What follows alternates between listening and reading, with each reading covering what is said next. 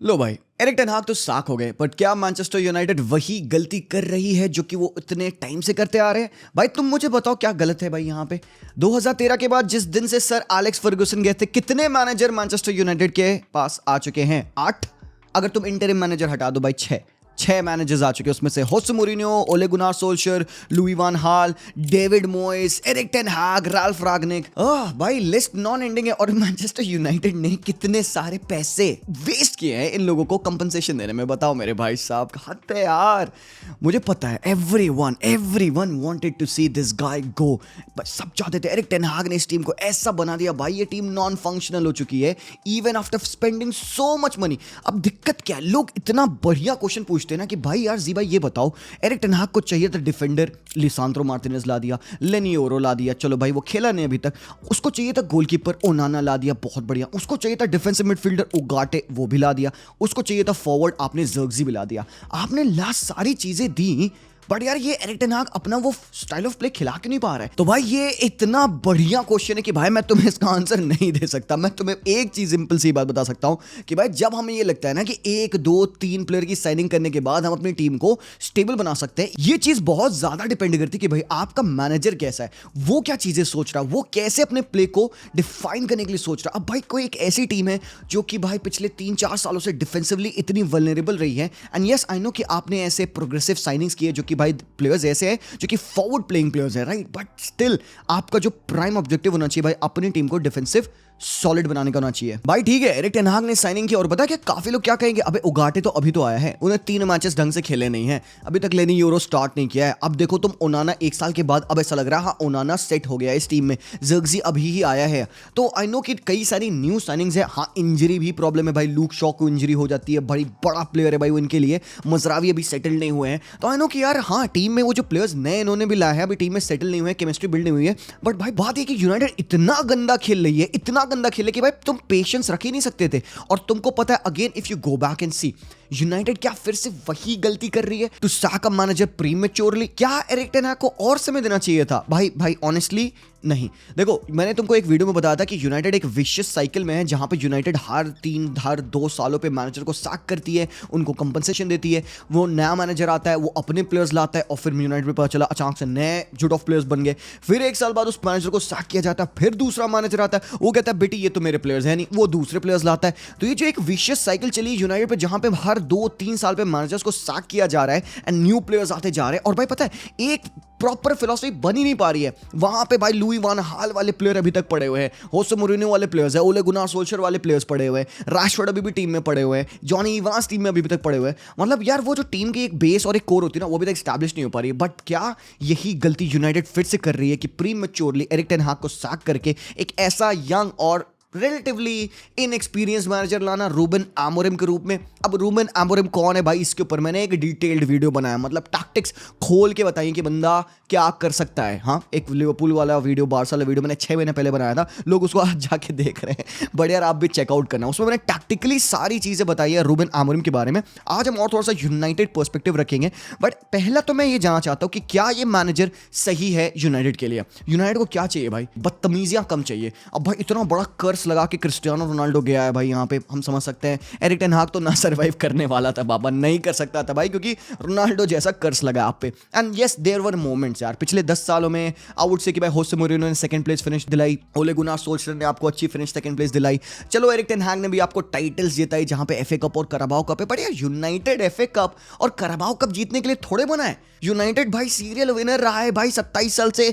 आपके sir Alex Ferguson के under पे यूनाइटेड कत्ल मचाता था, चैंपियंस लीग में टीम डरती थी भाई इनसे, प्रीमियर लीग में टीम्स डरती थी। बट अभी यार सर एलेक्स फर्गुसन को तुम देखोगे, उन्होंने एक बैंग एवरेज स्क्वाड से प्रीमियर लीग जीती है, बैंग एवरेज स्क्वाड से। और यहां पे आपको वर्ल्ड क्लास प्लेयर्स मिल रहे हैं, आप उनके लिए 100 मिलियन यूरोस दे रहे हो, प्लेयर्स लाइक एंथोनी के लिए। गलत है ना यार, गलत बिजनेस हो रहा है ना भाई, डेस्परेशन है ना यार।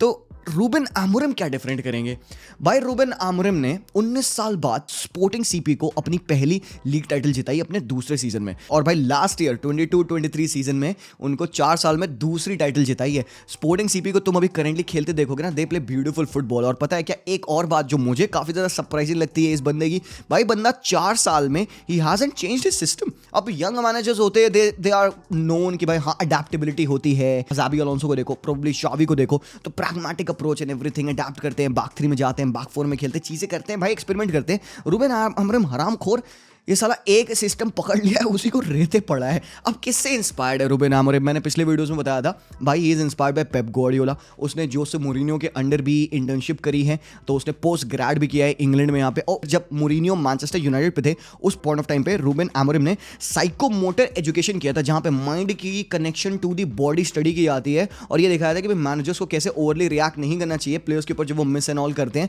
एंड प्लेयर्स को वो कैसे कोऑर्डिनेट करने में हेल्प करे अपने दिमाग को अपनी बॉडी से। तो भाई अच्छी बात है यार, ये भी पढ़ाइयाँ होती हैं, मेरे को तो पता ही नहीं था, बट भाई होती हैं, ठीक है। अब यहाँ पे प्रिंसिपल्स की अगर बात कर लें यार, ठीक है, देख टैक्टिक्स थोड़ा सा डिस्कस करूंगा मैं, तुमको पता है कि मैं बहुत ज़्यादा ज्ञान पेलता हूँ, बट यार आते हैं एक बार, क्या फिलोसफी है और क्या ये फिलोसफी यूनाइटेड एडहेयर कर सकती है? क्या यूनाइटेड पे वो प्लेयर्स है जो रूबेन अमोरिम के लिए फिट होंगे?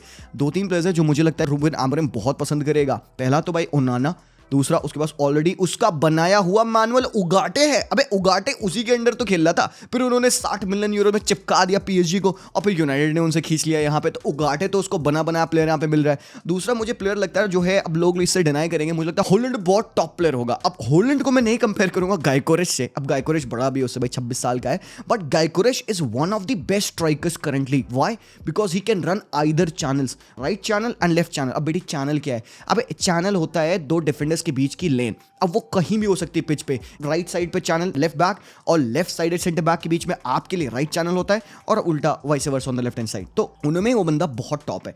तो अब भाई मुझे लगता है ये 3 प्लेयर्स है ना जो कि उसके लिए बहुत परफेक्टली फिट है, ओनाना, उगाटे एंड अप टॉप हॉलैंड। अब मुझे यहाँ पे पता है ऐसा फील होता है like Lisandro Martinez would also do good in this system, because एक बॉल प्लेइंग सेंटर बैक है, और भाई लेनी योरो को मुझे खेलते देखना है। प्रॉब्लम यूनाइटेड टीम में इतनी बड़ी है ना, अब तुम देखो यहाँ पे, मतलब how did they go on from all the other managers available in world football, जो कि बहुत ज्यादा नहीं है, टू साइन रूबेन अमोरिम। भाई यहाँ पे उन्होंने ब्रेकिंग राइट्स ली। क्यों भाई? देखो उनके लिए पर्सनल विन कैसी है, उनके लिए विन ऐसी है कि भाई Manchester City was looking to sign Ruben Amorim, और भाई रूबेन अमोरिम सिटी के प्रोफाइल्स के लिए बहुत परफेक्ट है। इंटीरियर्स का खिलाना, विंग बैक्स को खिलाना, बैक 3 में खेलना, रोबस्ट मिडफील्ड और टेक्निकल एलिगेंस के साथ भाई फुटबॉल, पोजेशन बेस्ड फुटबॉल का बहुत बड़ा इसको कीड़ा है, वो यूज करना। बट भाई तुमको पता है यूनाइटेड यहाँ पे एक one of the best upcoming young managers को ला दिया, और अगर इनके अंडर चीजें सही होती है और 5 साल ढंग से ये बंदा काम कर लेता है फ्रॉम स्क्रैच, 5 साल आंख बंद, लेकिन प्रोग्रेशन इज वन थिंग। भाई एरिक टेन हाग को भी समय दिया था, बट बंदे को प्रोग्रेशन दिखाना था, वो बंदा वो प्रोग्रेशन ही दिखा पाया।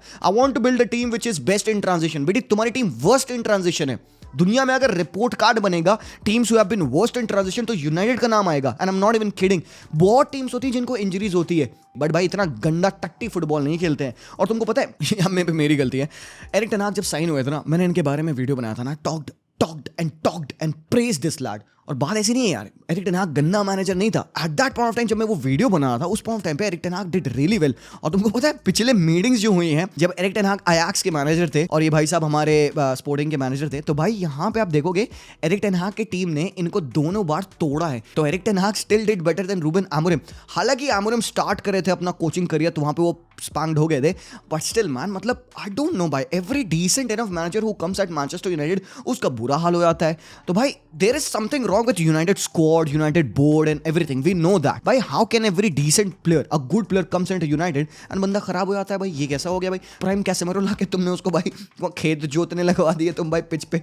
तो चीजें तो हैं यार, बिकॉज स्क्वाड इतना इम्बैलेंस्ड है ना, और वही रीजन मैंने दिया भाई, उस मैनेजर के प्लेयर अभी तक चलते आ रहे हैं, यहाँ पे वो बंदा यूज नहीं हो पा रहा है, और भाई ये साइन कर नहीं सकते ऐसे भी किसी को, तो भाई manager is forced to use those players.